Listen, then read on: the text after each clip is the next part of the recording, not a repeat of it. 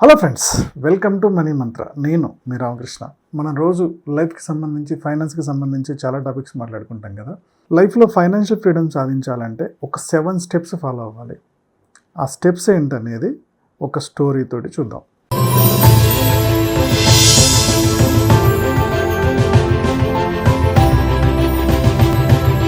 అనగనగా ఒక రాజ్యం ఉండేది. ఆ రాజ్యంలో పంటలు బాగా పండుతూ ఉండేవి.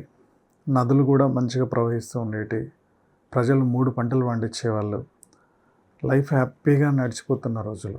అయితే కొన్ని సంవత్సరాల తర్వాత అక్కడ వర్షాలు పడడం ఆగిపోయింది. వర్షాలు లేకపోవడం వల్ల నదులు ఎండిపోయినాయి. దీనివల్ల చాలామంది ప్రజలు కరువు కాటకాలతోటి చనిపోతున్నారు. ఆవులు చనిపోతున్నాయి. ఇలా ఒక 3 years జరిగింది. ఇంకేం చేయాలో అర్థం కాక రాజగురువులు వాళ్ళ దగ్గరలో ఒక అడవి ఉండేది. అడవి దగ్గరికి వెళ్తే అడవి దగ్గర ఒక మర్రి చెట్టులో ఒక బ్రహ్మ రాక్షసి ఉండేదన్నమాట. ఆ రాక్షసిని బతిమాలారు. రాజ్యం అంతా ఇలా అయిపోతుంది, దయచేసి దీనికి ఏదైనా సొల్యూషన్ ఇవ్వండి. ఆ బ్రహ్మ రాక్షసికి కొన్ని పవర్స్ ఉండేవి. ఓకే, నేను మళ్ళీ మీ రాజ్యంలో వర్షాలు పడేటట్టు చేస్తాను, తను ఓన్లీ వర్షాలే పడిపిస్తాను. నేను కండిషన్ ఏంటంటే, మీ రాజు ఎవరైతే ఉన్నారో ఆ రాజు ఒక 5 years మాత్రమే ఉండాలి. 5 years తర్వాత ఆ రాజుని తీసుకెళ్ళి దగ్గరలో ఉన్న ఒక భయంకరమైన అడవి ఉంది కదా, అడవిలో వేసేయాలి. మళ్ళీ లక్కీ డ్రా తీసుకోండి. ఆ డ్రాలో ఇంకొక రాజుని ఎంచుకోండి. మళ్ళీ అతను 5 years ఉండాలి. సో ఇలా ప్రతి 5 సంవత్సరాలకు ఒకసారి రాజు మారాలి. ఆ రాజుని తీసుకెళ్ళి అడవిలో వదిలేయాలి అని చెప్పేసి కండిషన్ పెట్టాడు. మీరు కనుక ఈ కండిషన్ ఫాలో అవ్వకపోతే నేను వర్షాలు ఆపేస్తాను, నేను ఇచ్చిన పవర్స్ అని ఆపేస్తాను, మళ్ళీ అదే కరువులోకి వెళ్ళిపోతారు అని అన్నారట. కింగ్ వచ్చాడు, తన సైన్యాధికారులు కొంతమంది వచ్చారు, రాజగురువులు వచ్చారు, చాలామంది పెద్ద మనుషులు వచ్చారు. ఇదంతా విన్నారు. సరే, రాజు కూడా ఒప్పుకున్నాడు, ప్రజల కోసం తప్పేం లేదని. సో ఆ ఒప్పుకున్న 5 years బాగానే వర్కౌట్ అయింది. వర్షాలు పడుతున్నాయి, పంటలు పండుతున్నాయి. ఈలోపు ఏమైందంటే, ఇంకా 5 years ఎట్లాగో 5 years ఉంటాయి కానీ రాజు తినడం, తాగడం, ఫుల్ ఎంజాయ్ చేయడం, ఎట్లాగో చనిపోతా కదా అని చెప్పేసి విపరీతమైన రచ్చ చేసి విపరీతమైన ఖర్చులు చేసుకొని వెళ్ళిపోయాడు. సో 5 years అయింది. రాజుని తీసుకెళ్ళి ఒక భయంకరమైన అడవి అనమాట, ఆ డీప్ ఫారెస్ట్లో వదిలేశారు. మళ్ళీ వచ్చారు. చాలా ఊర్లు ఉన్నాయి కదా, ఆ విలేజ్ల నుంచి ఒక్కొక్కల పేరు తీసుకొస్తారు, డ్రాలో వేస్తారు. ఎవరి పేరు వస్తే వాళ్ళు ఆ 5 yearsకి కింగ్. ఇట్లా మళ్ళీ వచ్చిన రాజు అంతా ఎలాగో చనిపోతాం కదా అని చెప్పేసి ఫుల్ ఎంజాయ్ చేయడం మొదలేశారు. అంటే బాగా ఖర్చు పెట్టడం, బాగా తాగడం, బాగా తినడం, విచ్చలవిడిగా రాజ్య సంపదన అంతా ఖర్చు పెట్టడం చేస్తున్నారు. మళ్ళీ 5 years కాగానే వీళ్ళని తీసుకెళ్ళిపోయి అక్కడ వదిలేసి వస్తున్నారు. మళ్ళీ డ్రా తీస్తున్నారు. ఇక్కడ అర్జున్ అనే ఒక పిల్లగాడు ఉండేవాడు, చాలా పేద కుటుంబంలో పుట్టాడు. ఈ అబ్బాయి ఈ కింగ్డమ్, ఈ రాజులు అవుతున్న వాళ్ళని బాగా గమనించాడు. వాళ్ళు పొద్దాక రాజు అయిన తర్వాత రాజ్యం గురించి సరిగ్గా పట్టించుకోవట్లేదు. పొద్దాక తినడం, తిరగడం, ఎంజాయ్మెంట్ మీదనే ఉందేంది వీళ్ళు. ఈసారి నేను దీన్ని మార్చాలి, ఇన్ కేస్ నేను కనుక కింగ్ అయితే ఇది మార్చేస్తా అని అనుకుంటూ ఉండేవాడు. సో లక్కీగా డ్రాలు మళ్ళీ స్టార్ట్ అయినాయి. ఒక రాజు వెళ్ళిపోయాడు, కొత్త రాజుని ఎంచుకుంటున్నారు. ఈసారి అర్జున్ పేరు వచ్చేసింది. అర్జున్ పేరు వస్తే పేదవాడు రాత్రి కింగ్ అయిపోయాడు. ఓకే, 5 yearsలో వీడు మంచిగా ఎంజాయ్ చేస్తాడు, అందరు రాజులాగా వీడు కూడా వెళ్ళిపోతాడని ప్రజలు అనుకున్నారు. ఎందుకంటే ఆ రాజు మీద ఎవరికి పెద్ద హోప్ లేదు. రాజులు ఎట్లాగో మంచి చేయట్లా, 5 yearsలో ఎట్లాగో చనిపోతాడు అని చెప్పేసి నీటి అదృష్టము ఎట్ ద సేమ్ టైం దురదృష్టం 2 అని సంతోషపడ్డ వాళ్ళు ఉన్నారు, బాధపడ్డ వాళ్ళు ఉన్నారు. రాజు అయిపోయాడు. సో నాకు కూడా 5 years టైం ఉందా అని రాజగురువులను అడిగాడు ఈ పిల్లోడు అర్జున్. అవును రాజా, మీకు 5 years మాత్రమే టైం ఉంది అని వాళ్ళు సమాధానం చెప్పారు. Okay, done. సో ప్యాలెస్లోకి వచ్చాడు. మొత్తం ఎంత సంపద ఉంది, అసలు పాత రాజులు ఏం తప్పులు చేశారు, ఎక్కడ ఖర్చు ఎక్కువ పెట్టారు, అసలు మన రాజ్యానికి ఏమేమి అవసరం ఉంది అని ఇవన్నీ ఒక సంవత్సరం పాటు అబ్జర్వ్ చేయడం స్టార్ట్ చేశాడు. ఎట్ ద సేమ్ టైం తన లైఫ్ స్టైల్ కానీ, తన బట్టలు కానీ కొద్దిగా మంచి క్వాలిటీ బట్టలు వేసుకున్నాడు. ఫుడ్ మాత్రం ఇంతకుముందు ఏం తిన్నాడో అదే తింటున్నాడు. ఎక్కువ ఖర్చులు కాకుండా జాగ్రత్త పడ్డాడు. సో బయటికి వెళ్ళేవాడు, రాజ్యంలో ఉన్న రైతులను కలిసేవాడు, గురుకులాలకు వెళ్ళేవాడు, అక్కడ విషయాలు చూసేవాడు. ఇలా రాజ్యం మొత్తం ఏమేమి సమస్యలు ఉన్నాయో మొత్తం అన్నీ అబ్జర్వ్ చేశాడు. ఫస్ట్ ఇయర్ అంతా అయిపోయింది. 2వ సంవత్సరం వచ్చేవరకు ఏం చేశాడంటే, కొంతమంది యంగ్ పీపుల్ని అందరినీ కలెక్ట్ చేశాడు. ప్రతి ఊరు నుంచి రాజ్యాన్ని పిలిపించాడు. ఇన్ని రోజులు ఖర్చులు తగ్గించాడు కదా ఈయన, ఆ డబ్బు మిగిలింది కదా, వీళ్ళందరూ ఎవరికి ఇష్టమైన పనులు వాళ్ళు నేర్చుకోవడానికి ఇప్పుడు వ్యవసాయంలో ఒక ఎక్స్పర్ట్ ఉన్నాడు అనుకో, అతన్ని టీచర్గా పెట్టి వ్యవసాయం కొంతమందికి నేర్పించారు, కొంతమందికి బిల్డింగ్లు కట్టడం నేర్పించారు, ఇంకొంతమందికి పనిముట్లు చేయడం నేర్పించారు, కొంతమందికి రోడ్లు వేయడం నేర్పించారు, కొంతమంది కార్పెంటింగ్ నేర్పించారు. ఓకే, కంచెలు కట్టడం, గోడలు కట్టడం, కార్పెంటింగ్ తోటి వస్తువులు తయారు చేయడం, కొంతమంది కుమ్మరి పనులు, వంట గిన్నెలు ఇలాంటివి చేయడం, ఇలా డిఫరెంట్ రంగాల్లో పని నేర్పించి రాజని చెప్పాడంటే, మీరు ఈ పనులు ఉన్నాయి కదా, ఈ టాలెంట్ ఉన్నాయి కదా, ఇందులో కొంతమంది మనకు వ్యవసాయం పడినప్పుడు నీళ్ళు వస్తున్నాయి కదా, చెరువుల్లాగా తోడిపోయడం కొంతమందితోటి, ఆనకట్టల్లా కట్టిపోయడం కొంతమందితోటి, ఇంకొంతమందిని బయటికి వెళ్ళి మీరు పని చేసుకొని రమ్మని చెప్పడం, ఇలా చాలామందికి పర్మిషన్స్ ఇచ్చాడు. మీరు ఎక్కడికైనా వెళ్ళండి అని.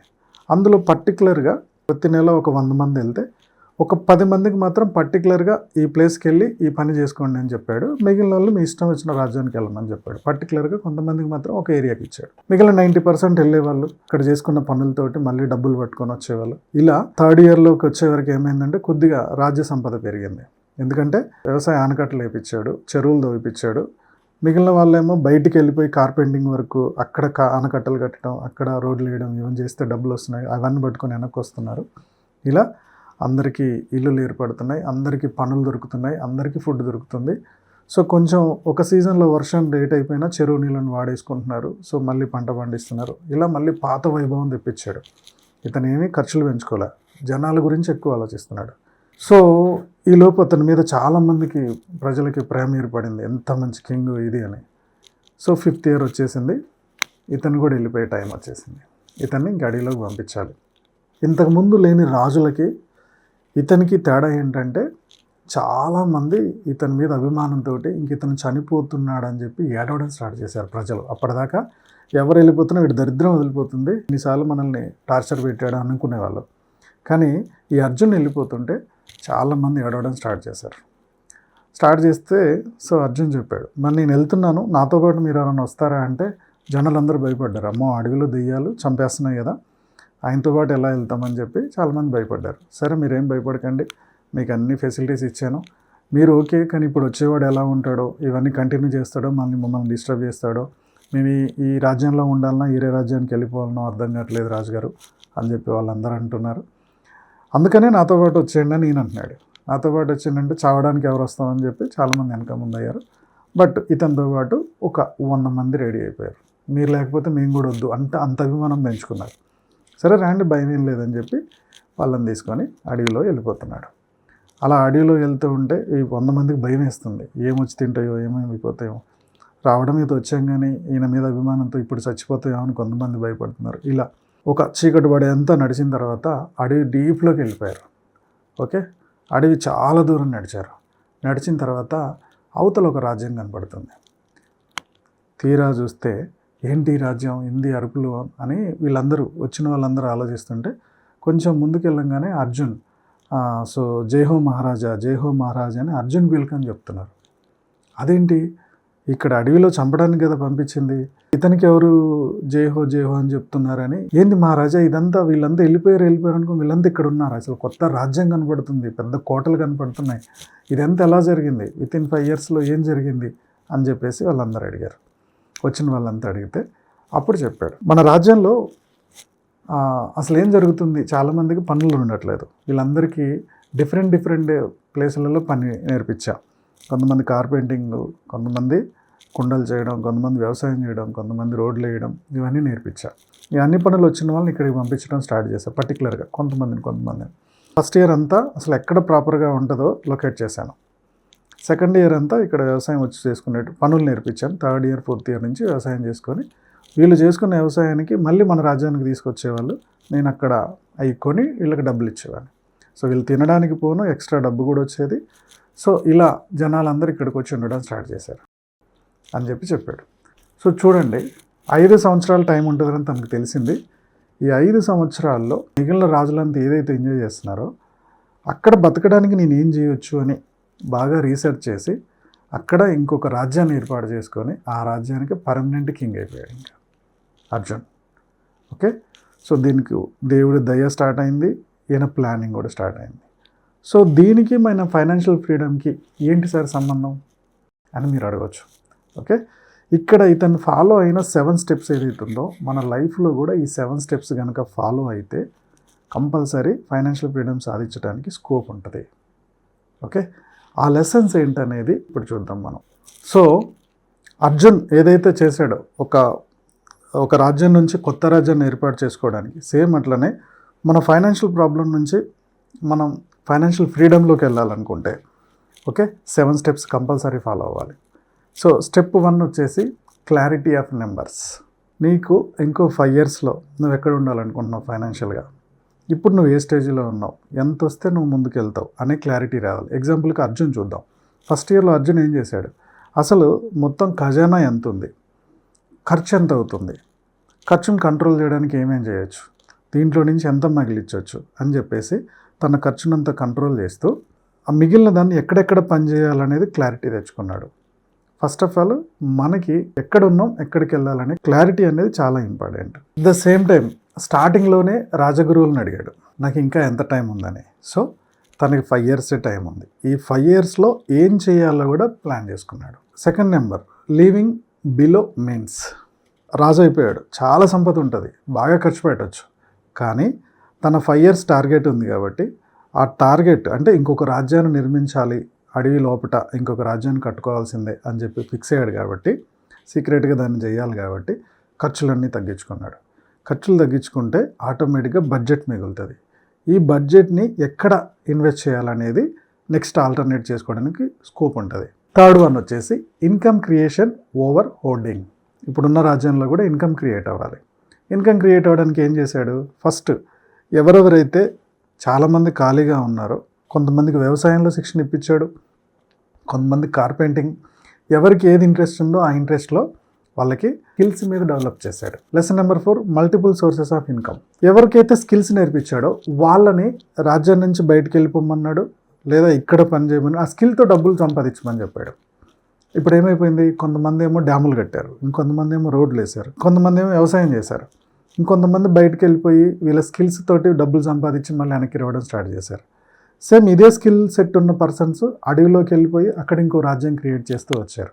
ఓకే, ఒక సిస్టమ్ తయారైపోయింది అనమాట. రేపు ఈ రాజు ఉన్నా లేకపోయినా ఈ స్కిల్స్ తోటి మల్టిపుల్ ఇన్కమ్ ఆ రాజ్యానికి వస్తుంది. సేమ్ అలాగే నువ్వు ఒక రాజ్యం అయితే నువ్వు నేర్చుకున్న స్కిల్ తోటి నీకు మల్టిపుల్ ఇన్కమ్ సోర్సెస్ ఇందులోకి వచ్చేటట్టు చూడాలి. ఒకే దాని మీద డిపెండ్ అవ్వకూడదు. ఫైనాన్షియల్ ఫ్రీడమ్ జర్నీలో ఎప్పుడూ కూడా ఒక్క ఇన్కమ్ తోటి ఫైనాన్షియల్ ఫ్రీడమ్ సాధించడానికి లేట్ అవుతుంది.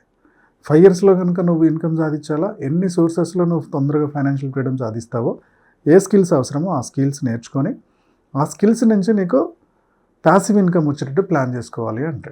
Lesson number 5. సో ఇక్కడ కింగ్ ఏం చేశాడు, ఒకే స్కిల్ మీద టైం పెట్టలేదు. అంటే ఎగ్జాంపుల్కి ఓన్లీ వ్యవసాయం మీదనే ట్రైనింగ్ ఇవ్వలేదు, ఓన్లీ రోడ్లు వేయడం మీదనే ట్రైనింగ్ ఇవ్వలేదు, ఓన్లీ కార్పెంటింగ్ మీదే ట్రైనింగ్ ఇవ్వలేదు, అన్ని కేటగిరీలు ఉంటాడు చూశాడు. సేమ్ అలానే మన స్కిల్స్ని లీవరేజ్ చేసుకుంటున్నావా లేదా చూడాలి. నీ స్కిల్ నీ బిజినెస్ డెవలప్ అవ్వడానికో, నీ ఇన్కమ్ పెరగడానికో, నీ ఫైనాన్షియల్ ఫ్రీడమ్ సాధించడానికో లీవరేజ్ అవ్వాలి. ఎగ్జాంపుల్కి నువ్వు ఒక బిజినెస్ స్టార్ట్ చేస్తున్నావు, మొత్తం నువ్వే చేసుకుంటూ కూర్చుంటే మనకు వర్కౌట్ అవ్వదు. స్కిల్ పీపుల్ని తీసుకొని లీవరేజ్ చేసుకోవాలి. నువ్వు ఫైనాన్షియల్ ఫ్రీడమ్ సాధించాలంటే నువ్వే షటర్ తీయాలి, లేదా నువ్వే ట్రైనింగ్ ఇవ్వాలి, నువ్వే మళ్ళీ కోర్సులు అమ్మాలి, నువ్వే కాల్స్ మాట్లాడాలి, నువ్వే క్లోజింగ్ చేయాలంటే కుదరదు. లీవరేజ్ చేయాలి, స్కిల్స్ లీవరేజ్ చేయాలి. సో ఇక్కడ కింగ్ ఎవరికైతే అన్నిటికీ నేర్పించేసి లేదా ఆ టాలెంట్ ఉన్న వాళ్ళతో ఇన్కమ్ ఎలా సంపాదించాడో లీవరేజ్ చేసుకుంటేనే మనం తొందరగా ఫైనాన్షియల్ ఫ్రీడమ్ సాధిస్తాము అనేది ఈ స్టోరీ మనకు చెప్తుంది. Lesson number 6 compounding. కింగ్ ఇక్కడ ఏం చేశాడు, రోజు కొంతమందిని ఇందులోకి అడవిలోకి పంపించడం స్టార్ట్ చేశాడు. ఆల్రెడీ డిఫరెంట్ స్కిల్స్ ఉన్న వాళ్ళని కొంతమంది వచ్చేవరకు ఈ 5 ఇయర్స్ అయ్యేవరకు అది కాంపౌండింగ్ అవుతూ ఒక పెద్ద రాజ్యం అయిపోయింది. ఓకే, సో ఇక్కడికి వచ్చిన వాళ్ళు అన్ని పనులు వచ్చిన వాళ్ళు ఉన్నారు కాబట్టి మల్టిపుల్ ఇన్కమ్స్ని పెంచుకున్నాం. సో ఆ ఇన్కమ్స్ రేంజ్లో స్కిల్స్ లివరేజ్ చేసావు. అంటే ఎవరెవరైతే ఏ పనికి కావాలో మన పని తగ్గించి వాళ్ళతోటి ఎక్కువ ఇన్పుట్ తెచ్చుకునేటట్టు ప్లాన్ చేసాం. తర్వాత అది కాంపౌండింగ్ చేసుకుంటూ వెళ్ళాం. అంటే నీకు వస్తున్న ఇన్కమ్ని ఇన్వెస్ట్ చేసినా కానీ కాంపౌండింగ్ అవుతుంది. నీకు ఒక ఇన్కమ్ వస్తుంది కదా, ఆ ఇన్కమ్ని డిఫరెంట్ ప్లేస్లో ఇన్వెస్ట్ చేసుకుంటూ వెళ్ళిపోతే అది కాంపౌండింగ్ అవుతుంది. Lesson number 7 5 year commitment window.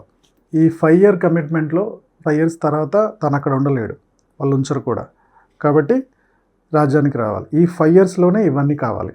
అందుకని ఫస్ట్ ఇయర్లో అక్కడ అడవి క్లీన్ చేయించాడు. రెండో ఏడులో వ్యవసాయం చేయించడం స్టార్ట్ చేశాడు. నెమ్మదిగా జనాలందరూ అక్కడికి వచ్చేటట్టు చూశాడు. 5th ఇయర్కి వచ్చేవరకు పెద్ద రాజ్యం ఏర్పాటు చేశాడు. సేమ్ అలానే నీ ఫైనాన్షియల్ ఫ్రీడమ్ కోసం కూడా ఈ 5 ఇయర్కి కమిట్మెంట్ అయ్యి ఉండు. నాకు ఇంకెక్కువ టైం లేదు, ఈ 5 ఇయర్స్లోనే నేను సాధించాలి. దీనికి ఒక రోడ్ మ్యాప్ వేసుకొని కన్సిస్టెంట్గా దానికి తగ్గట్టు నువ్వు నీ స్కిల్స్ పెంచుకొని ఓకే దానికి తగ్గట్టు ఇన్వెస్ట్మెంట్ చేసుకుంటూ వెళ్తే ఫైనాన్షియల్ ఫ్రీడమ్ సాధించడానికి చాలా స్కోప్ ఉంటుంది. ఈ ప్రాసెస్లో సక్సెస్ అయిన వాళ్ళు ఎవరు అంటే ఫైనాన్షియల్ ఫ్రీడమ్ ఆథర్ గ్రాంట్ సబిటర్. ఇతను ఫైనాన్షియల్గా చాలా సఫర్ అయ్యేవాడు. ఒక 5 ఇయర్స్ కమిట్మెంట్ తీసుకున్నాడు. ఆ 5 ఇయర్స్ కమిట్మెంట్లో ఈ ప్రాసెస్ అంతా చేసుకుంటూ లైఫ్లో సక్సెస్ అయ్యాడు. తన సక్సెస్ సీక్రెట్స్ని కొన్ని లక్షల మందికి ఈ బుక్ ద్వారా చేర్చాడు. వీడియో చివరిదాకా వచ్చారు కాబట్టి ఒక క్వశ్చన్ అడుగుతున్నాను. ఈ వీడియోలో నేను చెప్పిన 4th పాయింట్ ఏంటి, 4th లెసన్ ఏంటి కామెంట్లో పోస్ట్ చేయండి. వీడియో నచ్చితే లైక్ చేయడం, షేర్ చేయడం మర్చిపోవద్దు. మా యూట్యూబ్ ఛానల్ చూస్తున్న మా వ్యూవర్స్ అండ్ సబ్స్క్రైబర్స్ లైఫ్లో ఎప్పుడు కూడా గొప్పగా స్థిరపడాలని కోరుకోవడంలో మీ ఆర్కే ముందుంటాడు. Go self made.